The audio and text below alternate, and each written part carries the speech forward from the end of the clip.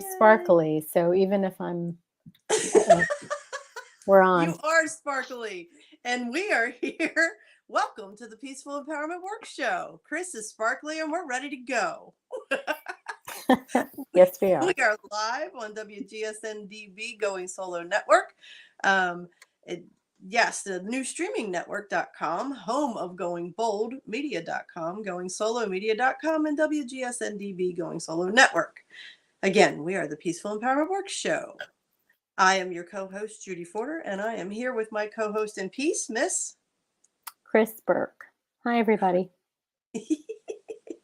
Before we get started, if you would like, comment, share, and subscribe, we would love that.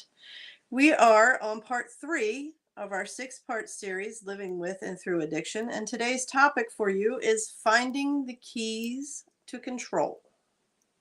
Yeah. Finding the keys to control. Yeah. Yeah, in our experience with addiction, control is the one thing we feel we don't have. That's right. And interestingly, we don't often have control in the way that we think of it, right? Because in our society, all of the focus on control is about controlling our behaviors. And hopefully, if there's one thing that we have imparted with you during the course of this show, it is that our behaviors, by the time we get to taking action, it's almost too late because the thinking and the feelings that created the cause for that result, that action that we're taking, um, have already gotten that going into that direction. So we think certain thoughts, we feel certain things as a result of those thoughts, and then we take action based on that. Let me give you a really tangible example. Let's say I think I just got an F on a test, right? I'm in school, I just got an F on it. I got another F. I'm no good at anything. I'm never going to amount to anything. My life is over. I feel crappy. A friend says, "Hey, want some drugs? It'll make you feel really good." Right? I'm probably in a place where whatever, my life doesn't matter anyway. I might as well do these drugs that are probably going to kill me. Right? Like that's a trajectory. Whereas if I were to get a grade that I didn't like on a test, I might have a thought that's like, "Oh, wow, that's surprising. I guess I didn't know that material as well as I thought." Or maybe I should have studied and watching instead of watching my favorite whatever last night, right? And there's a little, well, I'll do better next time. Right? How do I feel about myself in that situation where I'm like, I'm optimistic about next time will be fine. Oh, I guess you know, I didn't care as much about this one as I thought I did. Oh, well, life goes on. Somebody comes along and says, "Hey, little girl, you want to kill yourself with some poisonous drugs?" I'm probably going to say, "No, my life's kind of too important. Thank you."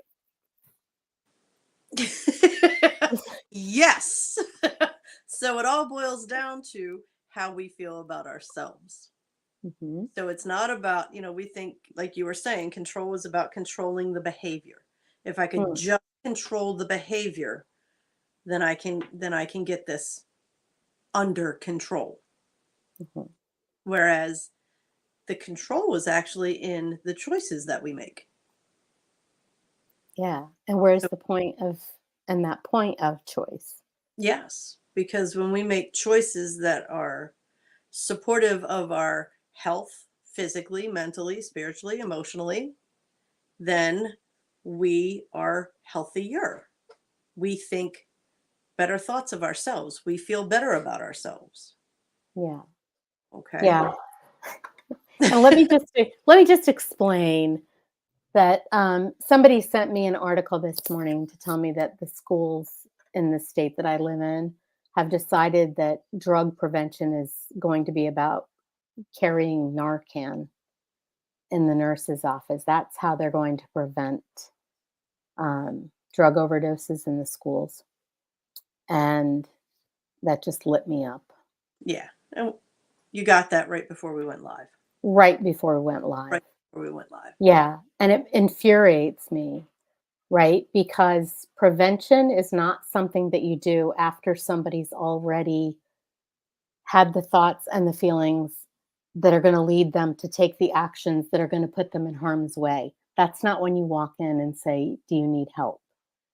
Right? Prevention is when we help kids to understand, have the self awareness and the emotional intelligence to understand that we do have a lot of choices. We have unlimited options in this life, but it won't look that way if we limit ourselves by making choices that lead to addictive patterns. Yes. Yeah. And being a teacher for 24 years, the thought of drug prevention solutions being Narcan is infuriating.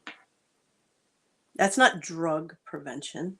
That's not addiction prevention. That's death prevention. That's all you're preventing. You're trying to prevent death in the schools, Yeah, potentially. and yeah, whew, yeah, that was something for us to get hit with right before we went live. It really was, because 'cause we're not normally talking about addiction. I mean, we're a little bit lighter. We've struggled with addiction. I have a whole list of addictions that I've, struggled with and overcome. I was fortunate that it wasn't one of these kinds of really dangerous drugs. And I used to jokingly say that I was always too much of a chicken.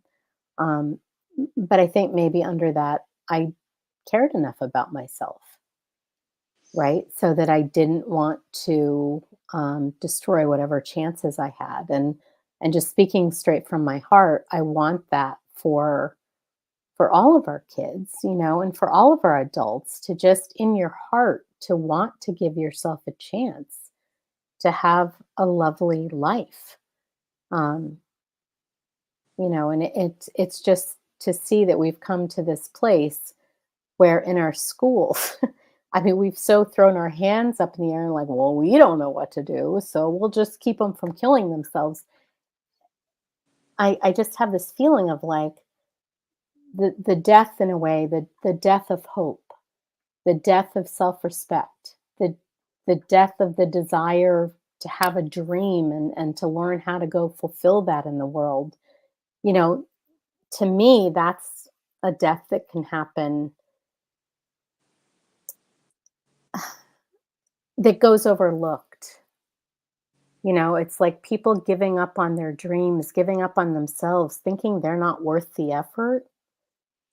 That breaks my heart because that's a death in and of itself, right? Yeah. It's the death of that life force and everything that kind of lights us up and makes us want to go forth and figure out how to do things. So physical death, also like a thing, a sad thing, a hard thing. But to me, by the time we get there, it's like we missed a lot of opportunities where people were waving red flags and saying, I need help. Mhm. Yes. I'm sorry, but my head is just spinning from wow. Just I know. just wow. Yeah, You it's amazing to me.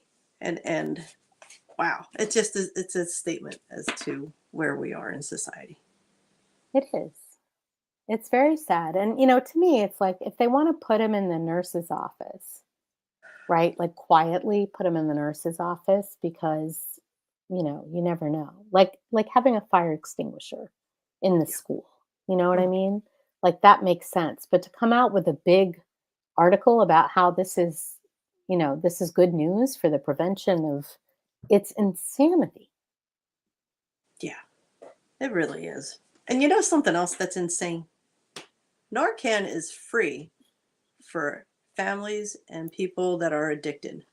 When my brother had his heart surgery, open heart surgery, and he was given a narcotic for pain, he had to pay if he would take the Narcan. If we wanted to bring the Narcan home, we had to pay $250 for it because he's not addicted.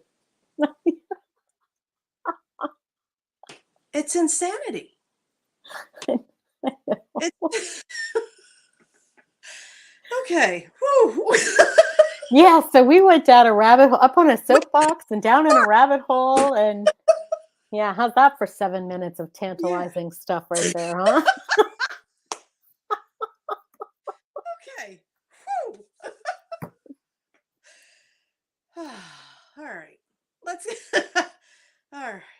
Finding the keys to control. um, we're talking about one of the keys is not focusing on the behavior, focusing on the choices. And the bottom line to all this um, living with and through addiction is if the person that is addicted does not believe they are even worth the effort to try choosing something different, it's not going to work. Mm-mm. It's not going to work. No. You know, things for Kris didn't change until she wanted better for herself. Things for me didn't change until I wanted better for myself. Yeah. You know, so all the love, support in the world from these families that are pouring into their addicted children and their addicted brothers. And, yes, and we're not saying don't support them. Yes, support them, but you have to understand until they realize for themselves that they're worth the effort. Recovery is not something that's going to be long standing successful Right. without inner turmoil. Right. Yeah, absolutely. You have to want something better, and you have to be committed to the something better. We were talking about, control being something where, there's a storm going on around you. Let's say it's the F on a test or whatever it is, whatever's happening. And there's a storm, an emotional storm going on around you and inside of you, and you're like, whoa, I don't know what to do.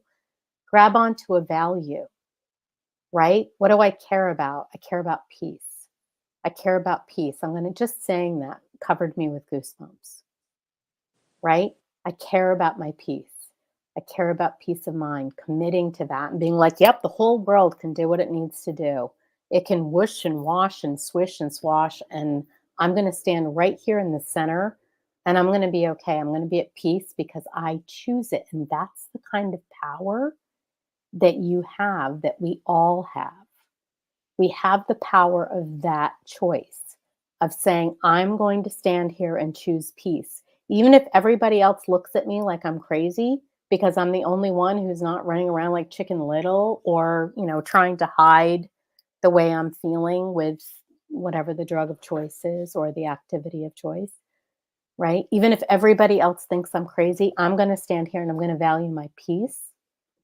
And I'm going to know that's working because I feel at peace. Yeah. Giving yourself permission to prioritize your experience and act on it. Mhm. And act on it. And we were talking before the show, laughing because sometimes it's easier to determine what you don't want. Yes. Sometimes that's where we need to start. And we laughed because my daughter, we call it the no game. Well, what do you want for dinner? I don't know. Well, okay. Now we're to the point where she'll be like, okay, mom, we need to do the no game. All right. You want this? No. How about this? No. How about this? No. And that's what we go through.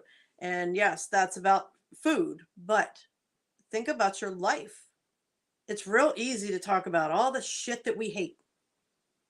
So, okay, work through all the stuff that you hate and then get to, all right, what is one thing that I like? What is an experience that makes me feel good about me? Mhm. And then focus on that. Mhm. And then Yeah. focus on creating more experiences. What are some other experiences that make me feel that way about me? Mhm. And build on it. Yes. A really simple example of that might be, when we get out of alignment with ourselves, when we're not seeing, which means that we're not seeing the truth of our value, because your heart always 100% knows without question that you are invaluable, that you are precious, that you are priceless. That never changes. That can't change. There's nothing that you could say or do that could ever, ever, ever change that fundamental truth, right? But our heads, yeah, they get other ideas, right? So sometimes our heads start making up stories about how, well, maybe we're not that valuable because, and then, 20 years go by Yep. and we beat the crap out of ourselves. So getting ourselves back into alignment where your head and your heart are in agreement about the fact that you're precious, Mhm. right? That's one of the things that we're wanting to um, kind of keep as that solid center point, pole almost, around which we can, revolve and dip and weave. Like, as long as my head and my heart are always in agreement about my value, then I know that the choices that I'm making are always going to be in support of me, Mhm. right? But if I'm arguing with myself about whether or not this fundamental truth is even true, then I'm going to get myself wandering off. And let's say when I'm in that process of everything getting messy, when my internal world is messy, when I'm out of alignment, my outside world gets messy. I'm not cleaning up things, as I'm not as tidy or fastidious, or maybe weeks go by that I don't vacuum or dust because I'm just not in that place. I'm kind of feeling cluttered and weighed down. So one thing could be like, what do I notice in this space right now that's not serving me? Well, one thing I don't like about it is that somebody ought to vacuum, right? So a good example of this is like, okay, well, what would happen if I did vacuum, right? What if I took action toward making what's here right now feel better to me, right? And Yep. we've talked about this before, how that process of cleaning your outside world, of honoring yourself enough to say, you know what? You deserve to live in a lovely home that's, clean and allergen free, right? So you start cleaning that home and showing yourself that respect. It's interesting what kind of processing of emotions can happen on the inside. Mhm. Yeah. And, you know, it could be the smallest thing. You taking a step in a direction, doing something that is best for you. That tells, I'm gonna say it, that tells the universe that you are making strides to do what is in your highest and greatest good. Mhm. What is best for you? What serves you? And the universe is always conspiring for our highest and greatest good. The universe wants us to win, but we give it the direction by the choices we make. So something as simple as, everybody has that person that calls, and you have to be in the right space, the right head space, the right heart space to have a conversation with this person because, you know, um, at times they can be draining. Mhm. So when you look down and you see who's calling and your reaction is, oh, I just don't have the energy for this, but you pick up the phone anyway, you are not honoring you. Right. So something as simple as saying to yourself out loud, I honor myself enough not to answer this phone right now. Mhm. And then call that person back when you are in the right space for you. Mhm. That is huge. It is huge. That right there can be life changing. Yes. These are the kind of choices we're talking about. Making choices, taking action that is best for you. If an experience is not adding to your life, it is taking from your life. Mhm. So start thinking about the experiences in your life that fill you up. Because when we're filled up, we're not looking to escape. Mm-mm. Right? When we're in that place of like, "Oh, this feels good." When my life doesn't feel good, I know what to do. I know how to handle it. I know how to navigate it and sort through it and come to a place of resolution. When you feel like that, you're not looking to escape from your life, right? And here we have Cece has been our producer, is highly intuitive, obviously, because here we have our map at the perfect time. Perfection. So this is the realms of experience. We're talking about experiences. And when we're in zone one, For those of you that may be watching the show for the first time, zone 1 is when we live in our instincts. It's our attempts to stop the danger or hard feelings that we're experiencing. So we fight, flight, freeze, fawn, and that's where that autopilot's working. And it's just survival is the only thing it's focused on. Mhm. The only thing. And then when we go to zone 2, that's intellect. That's when, we step forward like, we have a plan. And we're going to make attempts to fix things and make them our way so that we can control the outcomes and find the solutions to avoid us going back into zone 1, because zone 1 sucks. It does. Bottom line, zone 1 sucks. So in my experience, that's when my bully can step forward. And Mhm. that's when my bully's like, well, you're not happy with this about you, so come on, we have a plan. Do it, do it, do it, do it. And if you don't do it, you're a loser. Mm. Which isn't very good, because Mm. that behavior throws me back into zone 1. Mhm. Yes. Precisely. Or, well, I tried that and it didn't work, so why the hell bother? Right. Yeah. Yes. And then zone 3, we have our intuition, and that's curiosity and open-mindedness. Like, what if? What if I did try that silly phone thing that Judy said? Mhm. What if? What if I did make a choice? Watching this comedian makes me laugh, and that makes me feel good.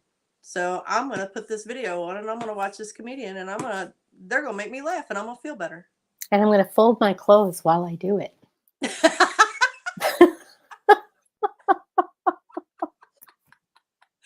All right then. I'm telling you, everybody wants to push that, but I'm telling you, a clean environment, like an orderly environment, Hmm. will literally make us feel better. Yes. And it's one of the things that gets overlooked. We feel like we don't have the energy to create order because we feel worn down. But if you start to put a little effort into it, it's funny how momentum will build, and then you'll start to feel lighter just because your space is lighter. Yeah. Yeah. And energetically speaking, when Hmm. the energy can flow more freely through the physical space you're living in, it does the same for you. Hmm. Yeah. Yes. So we start to, zone 3 is about using your intuition and asking the questions, what if? What if I tried this? Well, this is new. Okay. Yeah. This is where we always talk about experimenting and exploring. Being willing to go outside of what we know and invite new experiences. Mm. And then What if in just we helped? Sorry, go ahead. no. I was just going to say, what if we helped our children to have the self awareness and emotional intelligence they needed to navigate life so that we didn't have to keep Narcan in our schools? Yeah. What if? What if we helped people move through and heal from trauma? Hmm. Because it's trauma that throws people into various different forms of addiction as well. Yes. Yes. What if we stopped shaming one another about our our traumas and our inability to magically know how to deal with our unconscious, and we started just openly talking about what it is that we're experiencing so that we could learn from one another and process it and move on. Yeah. And this is where Kris and I always talk about being comfortable in the uncomfortable, because it's in the Mm. uncomfortable conversations, the uncomfortable things that are going to help us shift and choose something different. Yes. Yeah. Our The conversations comfort is need to be had. absolutely. And zone 3, and this is one of the things, like the way I think about it is that the zone 2 tends to run our world. The people in zone 2 tend to run most of our kind of mainstream world stuff. Yeah, you're It's either very running intellect. you're either running it or you're being run by them. Yeah, Hmm. yeah, exactly. And so it's really challenging because in zone 2, what you do not want to be is wrong, right? You need to be right. You need to have the answers. You need to be in charge. And you need to do it by yourself because your insecurity doesn't allow for other people to help you. Because if you need help, that according to your ego makes you weak, and boom, you're back into zone one, you're getting beaten up. Hmm. Right? So it's really difficult because so many people in zone 3 and zone 4 have these intuitive, inspired ideas about how we could help out. A lot of mainstream things that are happening that are really hard, but the people that are running mainstream organizations are so defensive about getting help just because they're in zone 2. It's not because they're bad people. It's just because the system has beaten them up pretty good. Frankly. And so they're nervous about allowing people with sort of fresh energy and perspective and experiences to come in and collaborate. So here we have what we have. Hmm. And I feel like we're moving and shifting out of it because, we're not the only show talking about emotional awareness. Um, it's a We're the thing. only good show, though. I was gonna say we're the only good show. And it was funny because I paused because I could hear when zone 2 people get a hold of new lingo and all that kind of, because it happens in the school system, at least the school system I worked in, over and over and over again. That, they know the technique here, but when there's no heart aligned with it, it goes nowhere. It falls Yeah, flat. yeah, Teachers can't teach emotional intelligence when they don't have it for themselves. yeah. You So can't, someone needs to help the teachers. yes, yes, to experience it and master it, to embody it, Yes. right? So that your first response to something happening is to go inside and check, how am I feeling? Yep. What do I need? Right? That has to be number one. We've all heard about on a plane, if the oxygen masks come down, you've got to put it on yourself first before you can help anybody else, like a child or elderly person. Well, it's the same thing with emotional intelligence. Like if you get triggered every time somebody says, whatever, once you get triggered, you're in zone one, you're not able to help anybody, including yourself. Mm-mm. Right? So we've all got to learn what it looks like and feels like when we're in zone one, and then develop the skills so that we do know how to not react, but what steps we can take. Because there are tools that we can use so that when we find ourselves thrown into zone one, we can go, oh, wait a minute, I'm in zone one, and boom, come back into zone three presence, where we can once again be saying, I choose peace. Yes. And we're not saying, I mean, I am not saying that I do not experience zone 1 and zone 2. Um, it's different though, because like Kris says, instead of me being in it, in that zone 1 space where I'm beating myself up and just that emotional loop, it's like I'm looking at it from an observation deck and like, wow, okay, here I am. Mhm. I know how to get out of here. Right, I just need to break that emotional loop. What does that question? right. I start asking myself the questions. Mhm. What is it? What is it about this experience that got me here? What do Mhm. I need to get out? Right. You must be your first concern because a person that's in zone 1 can't serve anybody. No. No. And frankly, we're not safe when we're in zone one. I mean, I know I don't trust myself when I'm in zone one, not because I think there's something, not because I'm bad or whatever, because I just understand that when instincts are running, there's no like reasoning. There's no rational behavior. It's all instinctive brain, which looks at things from a very different perspective than I'm going to look at things when I'm kind of responsible for the overall direction of my life and the overall quality of the experience. Right. So I don't want that person, because it tends to be black and white knee jerk reactions. Mhm. I don't want black and white knee jerk reaction me making all of my decisions, or frankly, any of them. We have a comment from Jennifer Clark. We It is do. so important to be able to talk about feelings, trauma, how we experience the world.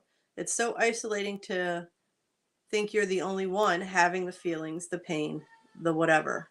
I Mm. absolutely agree, Jennifer. We Thank you, Jen. think not. Yeah. Yeah, I got that. Yeah. Yeah. Exactly. Yes. Yeah, it's so true. That's such a good point because we forget, um, it's oftentimes one of the big things that people say when they start going through a class, right? Is they all think that the thoughts that they're having, the experiences that they're having are unique to them. And you get a group of, we'll have a group of 5 or 6 students go through the work together and they all find out what we're all thinking and feeling and doing the same things, right? It's like it's about the human experience. It's not about me, the bad person. This is like how we react because our instincts have evolved over, millions of years. Mhm. Yeah, and the interesting thing about that as well is, yes, we're experiencing the same thing. I mean, we're doing some of the same things, have some of the same patterns, yet very different experiences. Yeah, can be. So Right. that's something too, something that, triggers an experience that triggers me into a certain behavior or pattern. A very different experience can trigger somebody else into the same pattern. Yeah. So we see overlapping patterns and just Mhm. triggered by different experiences.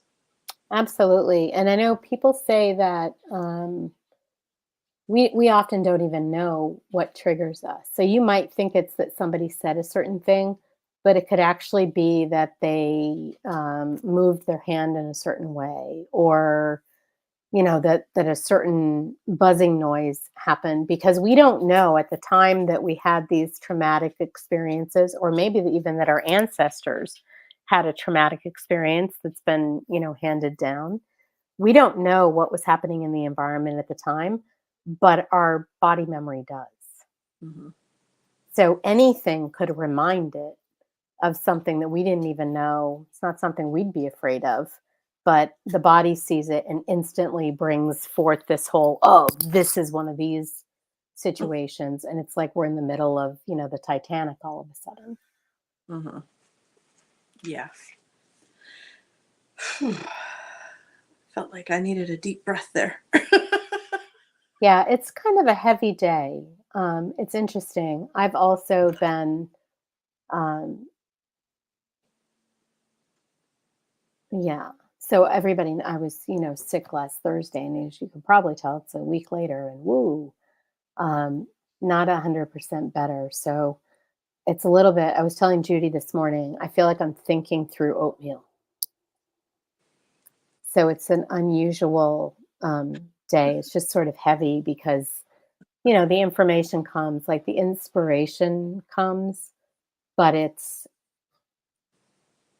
yeah, it just feels like thick, like oatmeal inside inside my mind.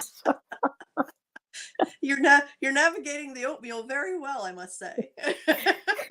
Thank you. It feels so strange. I mean, and I think about, well, what does it normally feel like in there? Like soap bubbles or something.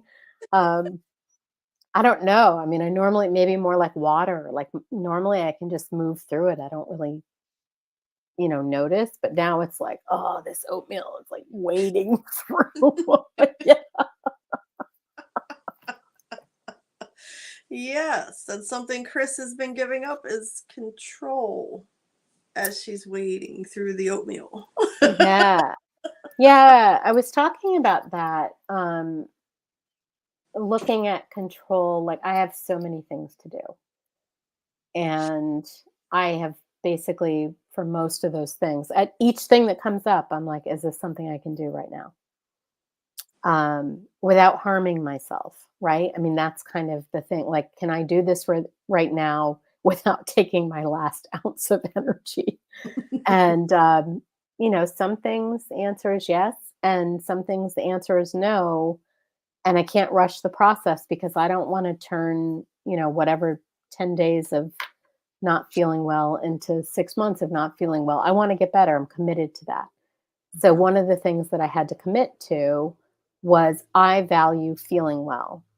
So I'm gonna prioritize that, I'm gonna hold on to that, And my commitment to feeling well is going to be how I know how I'm doing.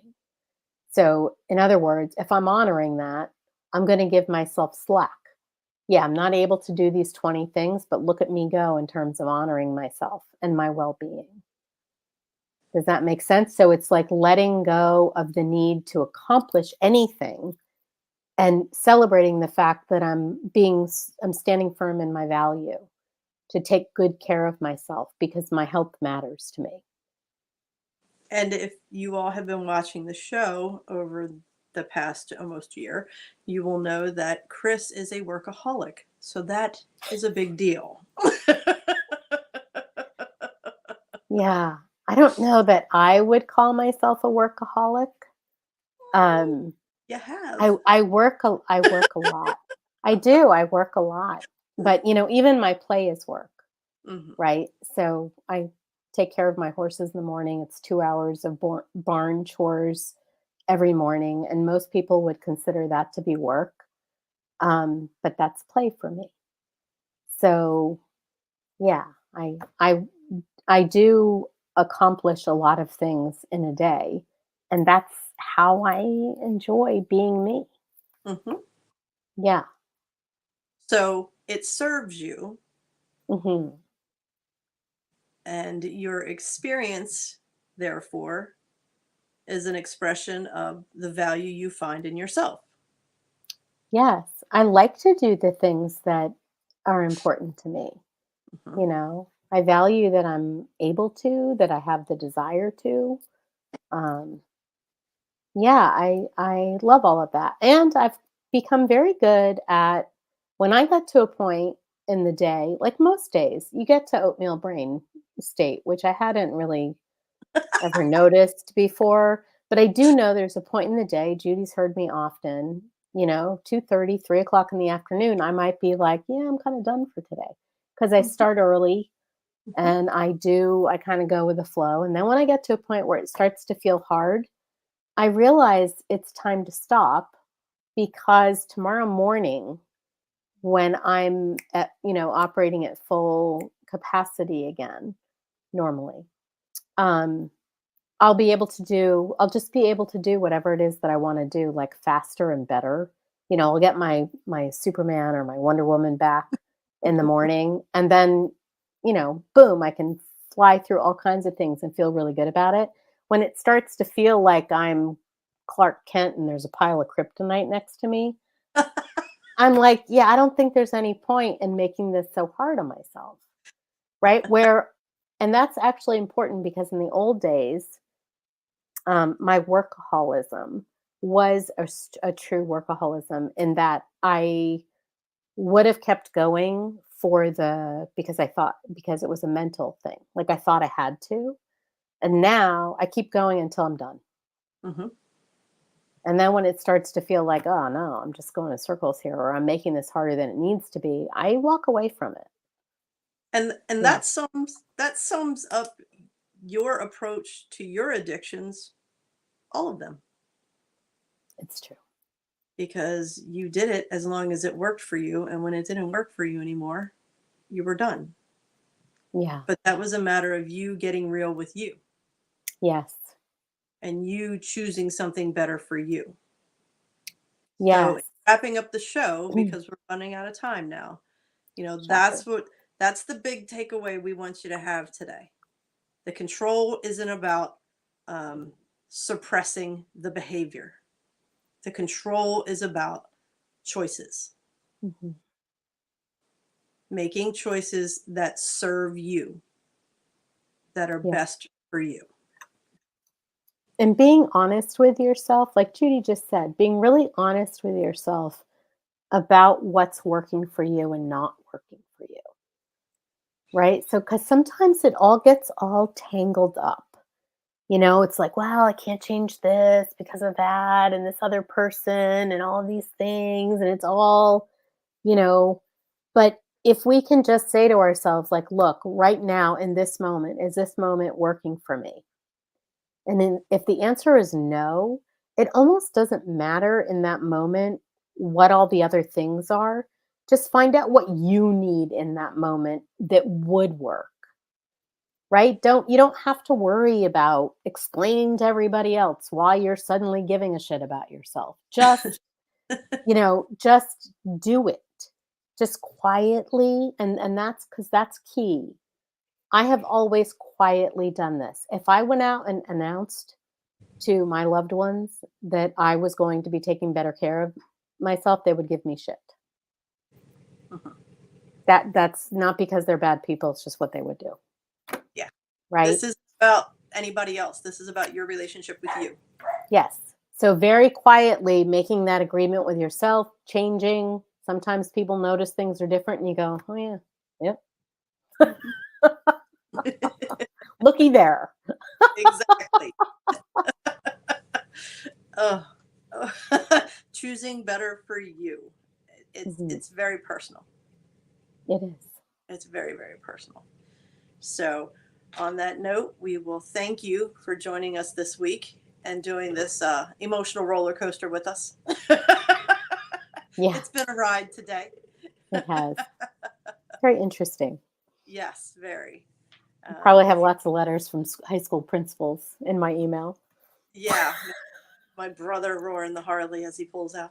Anyway, sorry about that, everybody. Didn't hear it. Yes.